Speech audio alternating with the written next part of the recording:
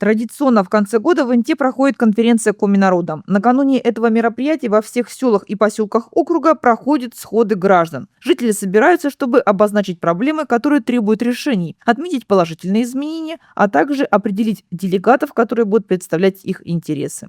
На днях подобная встреча состоялась в поселке Юстедор. Отвечали на вопросы собравшиеся представители администрации, ресурсоснабжающих организаций и управляющей компании. Началось общение с озвучивания самых проблемных моментов. В частности, жителей категорически не устраивает качество горячей воды. Очень плохая у нас вода горячая. Она просто вонючая, рыжая.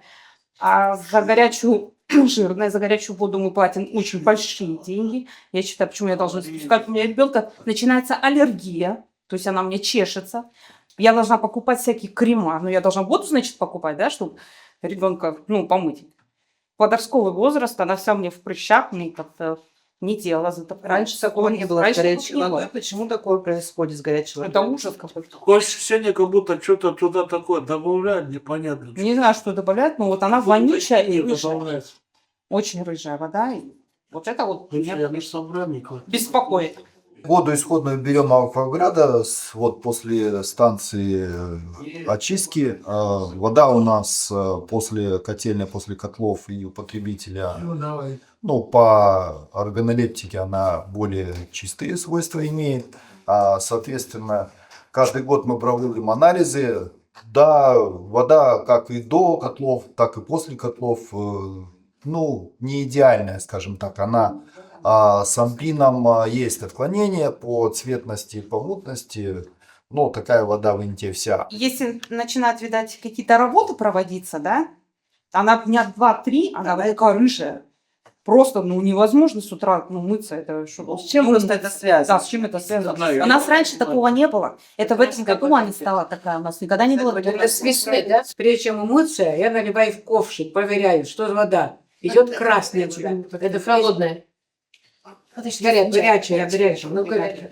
А если, допустим, уже идет в ковшик и горячая, начинаешь 7-литровое ведро, по 3-4 ведра сливать. Это уже ведешь в этот в унитаз сливаешь. И главное, интересно, в течение дня, может, так чуть-чуть, а как вот банный день у нас, в субботу, воскресенье, мы не помоемся в субботу. Вот так хотелось набрать бетончик, и вот так и хочется увезти куда-то и показать, какая вода, там как кисель.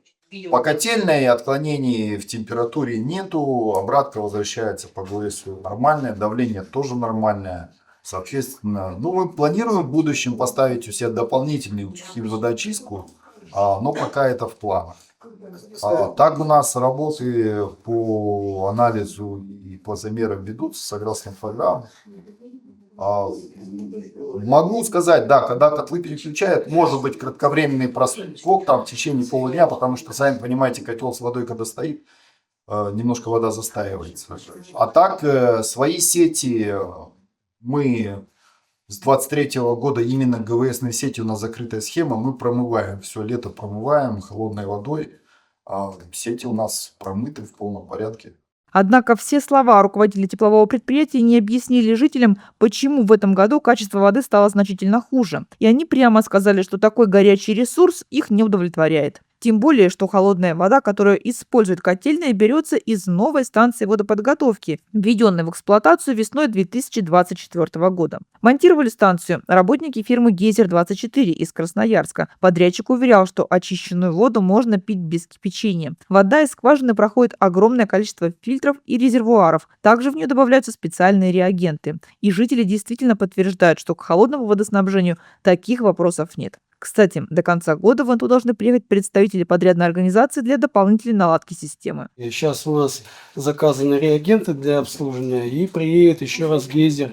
В рамках гарантийного обязательства они будут совместно с нашими специалистами делать комплекс мероприятий, чтобы водоподготовка работала дальше. Что могу сказать по работе водоподготовки? Значит, со скважины и проходя водоподготовку, вода очищается, хлорируется, обеззараживается, вода по цветности, по железу, все в норме. И в распределительной сети, подчеркиваю, для котельной. Вот. Есть отклонения, еще раз говорю, потому что есть весенние паводки, вот, вода также ухудшается артезианская, это в связи с таянием снега, подъем воды, вот, и все такое.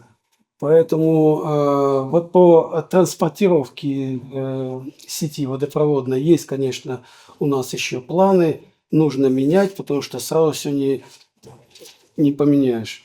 Соответственно, если вода прошла водоподготовку, попала, как вот жительница правильно сказала, если они живут в конечном доме и там живет из 8 квартир 2 квартиры, вода, малое потребление, она застаивается, начинает проходить реакция, потом они открывают пользоваться, вот они не хотят ждать, конечно же, они хотят сразу получать, но ее надо пропускать. Но вот эта вот проблема есть, она не только здесь, на Истудорье, такая же проблема у нас, я, насколько знаю, и на 3-м микрорайоне в самом городе есть, когда застаивается. Сейчас вот они делают там ряд мероприятий. Поэтому водопроводную систему надо, конечно, да, тоже так же продолжать менять, чтобы транспортировка питьевой воды доходила до потребителей. У жителей дома номер 8 недоумение вызвали квитанции от бывшей управляющей компании «Азимут», вернее, конкурсного управляющего организации, которая находится в Кирове. Людям, причем именно тем, кто всегда платил исправно, пришли заявления из суда с долгом, с начислением которого истудорцы не согласны. Вот у нас ЖЭК «Азимут», хотя у нас уже 2-й год, подал на нас в суд в 8-м доме, что никогда у нас задолженности не было, мы платим. И вот всем там почти что по 1000, это самое, вон куда нам обращаться? Мы разговаривали с городской управляющей компанией Завадским Иваном Викторовичем, и он сказал, что такое имеет место быть, что они обращаются в суд. И вы, если исправно платили по листочкам, которые вам выставлялись той управляющей компании до ее смены, вам нужно в суд обязательно свое возражение представить. Потому что зачастую управляющие компании, которые прекратили свою деятельность, пытаются таким образом как-то Заработать. ну, да, можно и так, наверное, сказать. Поэтому вам обязательно нужно свои возражения в суд представить, что вы стабильно оплачивали, у вас задолженности никогда не было. Если нужно будет взять какие-то расчетные листочки в городской управляющей компании, вы можете это сделать в целях подтверждения того, что вы не являетесь должником. Также у жителей есть претензии к новой управляющей компании. В подъездах давно не проводились ремонтные работы, летом траву косят не у каждого дома, крыльца некоторых подъездов нуждаются в восстановлении. Месяц я звонила, просила, чтобы мне вкрутили лампочку при крылечке, потому что было уже темно. Ребенок упал, разбил коленочку. Месяц я дозванивалась. Но, слава богу, через месяц мне все-таки пришли, прикрутили эту лампочку придворовую. А у нас крылечко такое, что там железо. То есть бабушка выйдет и, споткнуться можно, упасть можно. Все-таки вкрутили. Месяц я все-таки дождалась.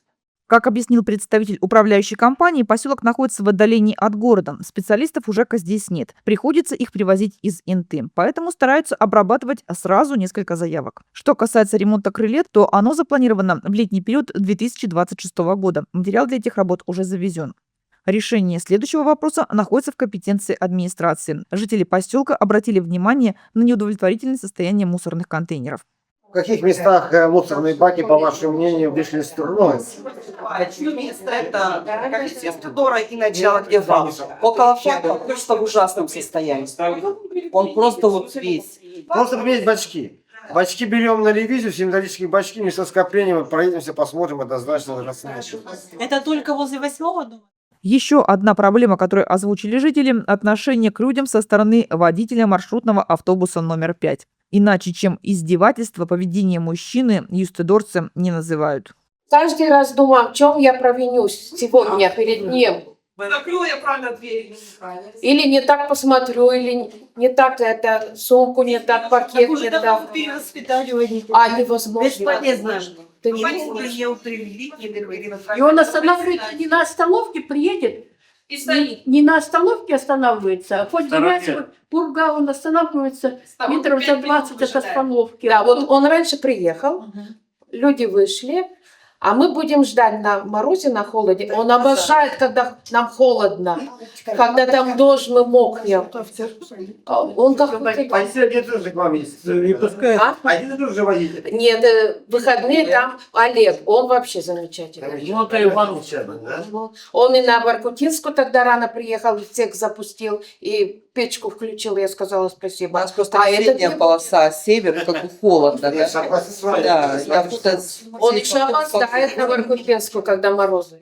Никакие переговоры с самим водителем или перевозчиком результата не дают. Первый заместитель руководителя администрации Максим Балин пообещал жителям подключиться к решению данного вопроса. Также жители попросили помочь с ремонтом помещения ФАП. Своим фельдшером Марией Селезеневой жители поселка очень довольны. Боятся, что медик уедет и они останутся без помощи. Поэтому всегда радеют за то, чтобы улучшить условия работы специалиста. Собравшихся сразу предупредили. Со своей стороны администрация направит просьбу руководству больницы, но ждать быстрого решения не стоит. Следующая проблема – освещение. С одной стороны, в этом году было установлено 8 новых плафонов, в том числе в местах по просьбам жителей, но с другой – не восстановлена линия рядом с Домом культуры, которую демонтировали в период строительства станции водоподготовки. Раньше стоял стол, который лампа светила. Освещение было сюда, да. Распилили, когда сделали у нас этот воду, все распилили. Сейчас нет освещения и очень темно. Сейчас в планах в 2026 году замена 13 светильников на существующих опорах. Вот такая вот у меня есть сейчас информация. Что касается отсутствия либо не отсутствия линии, давайте я все сам проверю и тогда уже буду более подробно владеть информацией. Потому что пока вот мы работаем, тут есть свет, а мы уходим уже на Именно в части освещения дороги. Да, Давайте я... Там и доярки ходят, и все ходят. И темно. Хорошо. Ильич, тут можно в клуб зайти, и девочки вот вам все объяснят. Хорошо. Татьяна Николаевна, Я, может, Женя, вот завтра с- либо в понедельник обязательно приеду тогда. Во время схода жители задавали как общие вопросы, так и частные. Посельчанам объяснили, по какому принципу идет ремонт дворов в городе, почему в таком небольшом объеме, кто должен следить за муниципальным жильем. Из положительного жители отметили работу клуба, библиотеки, а также магазина. Товаров хватает. Поблагодарили за организацию дополнительного автобусного рейса. В завершении схода были выбраны делегаты от поселка, которые примут участие в конференции Коми народа.